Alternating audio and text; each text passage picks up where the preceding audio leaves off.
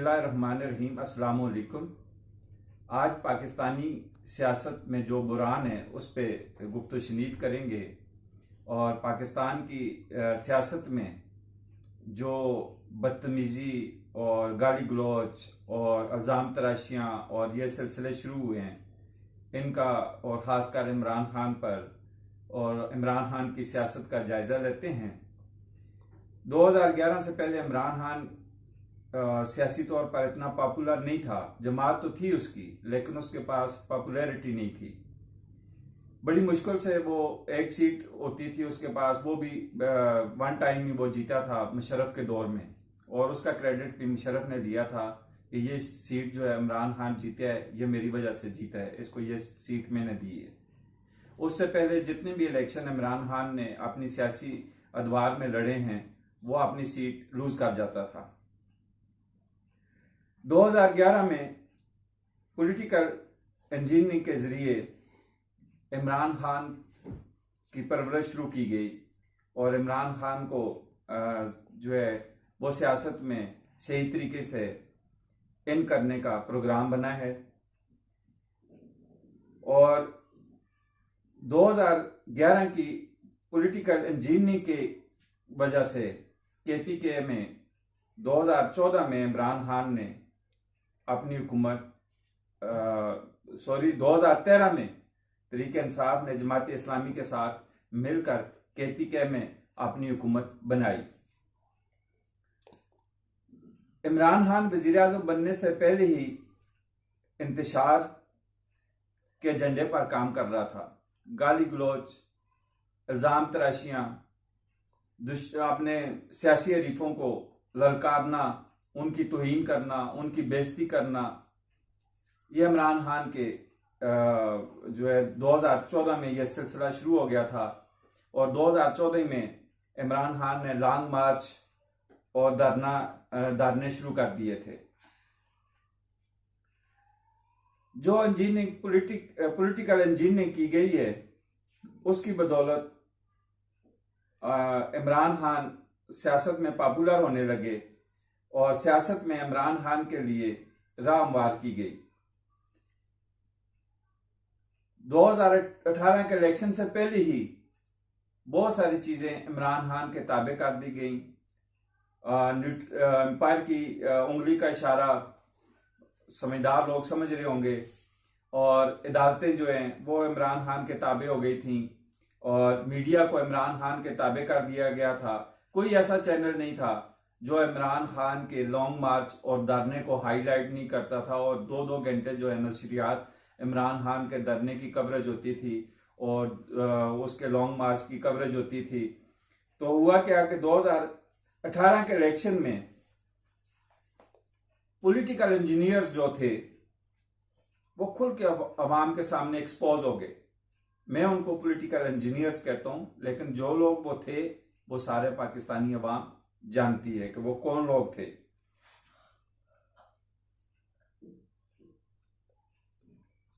बहुत सारी सियासी जमातों से जो कैंडिडेट थे, जो सियासतदान थे, खासकर पीपी, नून लीग, इनके लोगों को पीटीआई में शामिल किया गया और 2018 का इलेक्शन जो है वो करवाया गया। 2018 के इलेक्शन में वफाक और पंजाब में नून लीग के पास सारी पॉलिटिकल पार्टियों से वजह अक्सरियत थी कि वो अपना वजीर आला और अपना वजीर आज़म बनाएं, लेकिन यहाँ पे फिर इंजीनियरिंग की गई और इमरान खान को वजीर आज़म बनाया गया। और उसके लिए जहांगीर तरीन ने आज़ाद उम्मीदवार जनूबी पंजाब से और दूसरे जो पाकिस्तान के दूसरे सूबों में आज़ाद उम्मीदवार थे उनको जो है जहाज़ों के जरिए बनीगाला में लाया गया और इमरान खान ने उनके गले में जो है ना वो पट्टे वगैरह डाले और खरीदो फरोख्त की। ये खरीदो फरोख्त सही मानों में बनीगाला से शुरू हुई थी। जहांगीर तरीन ने यह सिलसिला शुरू किया था। उस वक्त जहांगीर तरीन जो है वो पीटीआई का अहम मेंबर समझा जाता था और इमरान खान का राइट हैंड था। हर चीज, इमरान खान जब वजीर आजम बना तो एजेंसियां उसके लिए हर चीज उसके ताबे पहले कर दी थी। और इमरान खान खुद कहता है, इस चीज का एतराफ करता है कि मुझे हुकूमत में आके मैंने कोई मेरे वजीरों ने या मैंने हुकूमत को नहीं चलाया, बल्कि एजेंसियों के लोग हमारी हुकूमत चलाते थे। हमने कोई बिल पास करवाना होता था तो एजेंसियां उसका इंतजाम कर देती थी, वो बिल पास हो जाता था। कोई अदालती मामला होता था तो वो जो है ना एजेंसियां इंतजाम करती थी, वो उनके हाथ में फैसला आ जाता था। फिर जो है नैब उसके इमरान खान के ताबे थी, और नैब के जरिए इमरान खान ने जिस तरह नून लीग और बाकी सियासतदानों की धज्जियां उड़ाई हैं और उन पे बेबुनियाद इल्जामात लगाए हैं, वो पूरे पाकिस्तान के अवाम के सामने हैं। उनमें से कोई इल्ज़ाम अभी तक जो है ना वो साबित नहीं हो सका। 2014 के धरने और लॉन्ग मार्च के सिलसिले में करप्शन से बात शुरू हुई और इल्जामात नवाज शरीफ पे लगे। जब कोई चीज साबित ना हुई तो फिर क्या हुआ कि एक कामे पे नवाज शरीफ की हुकूमत को खैरबाद कर दिया गया। ठीक, अब आगे जब 3.5 साल एजेंसियां हुकूमत चलाती रही और इमरान खान और तरीके इंसाफ वाले सिर्फ चोर की जो है ना वो मीडिया पे आके शोर शराबा करते थे और नवाज शरीफ को और दूसरे सियासी लोगों को टारगेट करते थे, इनके अलावा उन्होंने मुल्क के लिए, पाकिस्तानी अवाम के लिए कुछ भी नहीं किया। महंगाई बढ़ती गई और डॉलर महंगा होता गया, बाकी चीजें महंगी होती गई, बेरोजगारी आम होती गई, कारखाने बंद हो गए, रोजगार लोगों के चले गए, सरकारी इदारों से लोगों को निकालना शुरू कर दिया। तो उस वक्त एस्टेब्लिशमेंट ने कहा कि जी ये क्या हो रहा है। उस वक्त उनको ख्याल आया, उन्होंने इमरान खान और उस वक्त की जो इमरान खान की हुकूमत में जो वज़रा मशीर वगैरह थे, उन पे जोर दिया कि भाई आप मुल्क के हालात देखो, और हुकूमत इस वक्त जो है ना आप लोगों की बहुत बुरे हाल में है, मुल्क इस वक्त क्राइसिस में है और अवाम जो है तंग आ चुकी है, महंगाई अरूज पे चली गई है, लोगों के पास रोजगार नहीं है। तो इन्होंने कोई तवज्जो ना दी। 3.5 साल तक ये यही खेल खेलते रहे और 1 रुपए की रिकवरी नवाज शरीफ से या दूसरे जिन लोगों पे इल्जामात थे वो नहीं कर सके, साबित नहीं कर सके। ठीक है जी, फिर आगे चलते हैं।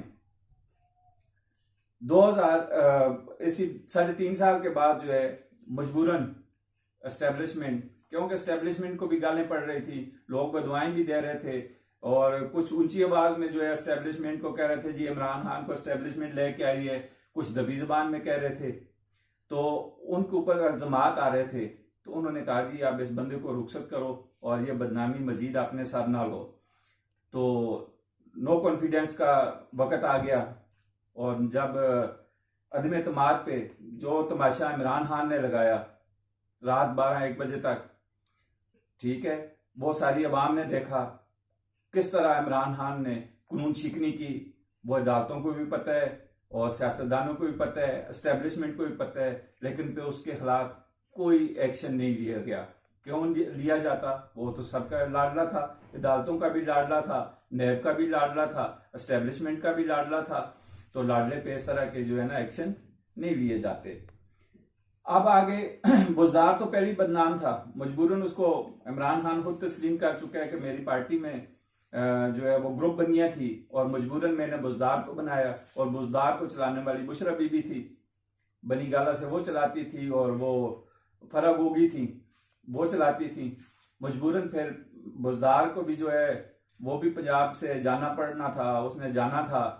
तो उसकी जब उसने रिजाइन किया तो हमजा वजीर आला पंजाब बन गया, सीएम बन गया पंजाब का। तो उसमें पीटीआई के 25 एमपीएस ने वोट कास्ट किया, इसको दिया हमजा शरीफ को। उस पे खान साहब बरम हो गए और उनको मंतकी अंजाम तक पहुंचाने के लिए खान साहब ने कोर्ट का सहारा लिया, सुप्रीम कोर्ट में चले गए और वहां पे एक बेंच बन गया जिसने 63 के तहत 63A के तहत जो है वो उनको डीसीट कर लिया, डीसीट हुए। फिर उन हल्कों में चले गए, दोबारा इलेक्शन हुए और इलेक्शन का कुछ फायदा नून लीग को हुआ, कुछ नहीं हुआ। कोई 5 सीटें नून लीग ने निकाली, कोई 15 सीटें। फिर जो है पीटीआई जीत गई। खैर वो अवाम की राय है, अवाम जिसको चाहे मर्जी वोट दे। अब दोबारा जब वो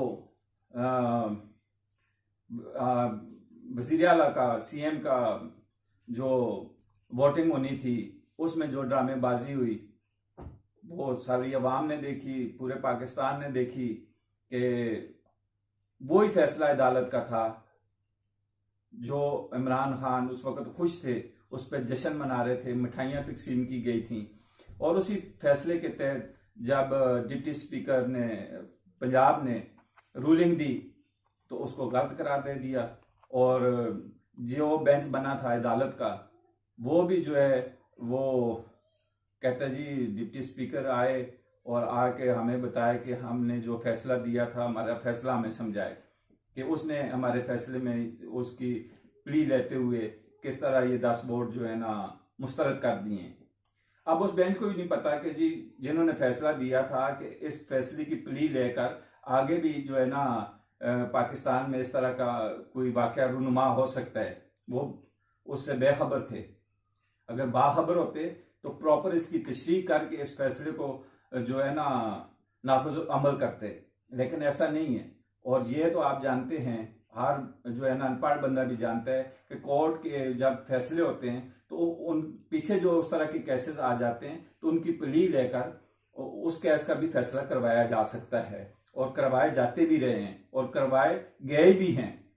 लेकिन ये जो है सिर्फ अवाम को जो है ना परेशान करने के लिए, इस वक्त मुल्क की जो सूरत हाल है वो आप सब लोग अच्छी तरह से जानते हैं। इस वक्त माशी तौर पे हम किधर जा रहे हैं, महंगाई कितनी उरूज पे हो गई है, ठीक है। सिर्फ जिदबाजी में इमरान खान इस वक्त जिद में आया हुआ है कि मुझसे हुकूमत ली गई है तो अब मैं हुकूमत किसी और को भी नहीं करने दूंगा।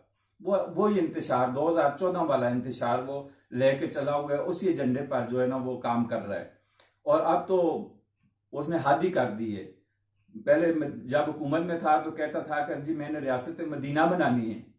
अब जब उस वक्त भी जो है ना वो यही हाल था उसका कि जी ये हुकूमत में नहीं है, ये तो अभी भी अपोजिशन में है। लेकिन जब हकीकत में अपोजिशन में आ गया है तो अब एक चीज थोड़ी सी बदली है कि अब वो कहता है कि जी मैंने पाकिस्तान को श्रीलंका की तरह बना देना है। जिस तरह श्रीलंका के अंदर खाना जंगी शुरू हुई है, इसी तरह मैंने पाकिस्तान के अंदर भी खाना जंगी करवानी है। हालात उस तरफ जा रहे हैं। सुबह शाम मीडिया पे तरीके इंसाफ के डब्बू शब्बू ये वो आके ये कोरोना रोते हैं कि जी पाकिस्तान के भी हालात श्रीलंका वाले होने वाले हैं, पाकिस्तान में भी श्रीलंका की तरह खाना जंगी लगने वाली है। और भाई मेरे अल्लाह का खौफ करो। जिनको अवाम ने वोट दिए हैं, जिनको अल्लाह ने ये मौका दे दिया हुकूमत करने का, उनको करने दो। जो बाकी जो आपका टेनोर रह गया है 6-7 माह का, सब्र कर ले, इनको कुछ करने दे। मुल्क को क्यों खाना जंगी की तरफ लेके जा रहा है। चैनल को सब्सक्राइब करें, लाइक करें, शेयर करें और अपने कमेंट्स में चैनल के बारे में हमें कमेंट्स करते रहें ताकि हमें मालूम होता रहे। Like a Hellcat.